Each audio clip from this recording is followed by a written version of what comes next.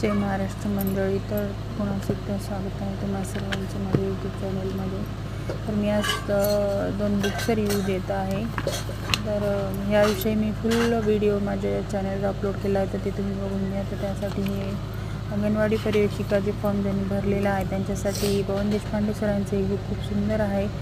अंगणवाडी पर्यवेक्षिका व मुख्य सेविका तांत्रिक डायरी म्हणून खूप छान आहे। मी त्याची स्टडी केली, एकदम साध्या आणि सरळ भाषेमध्ये सरांनी त्याविषयी माहिती सांगितलेली आहे।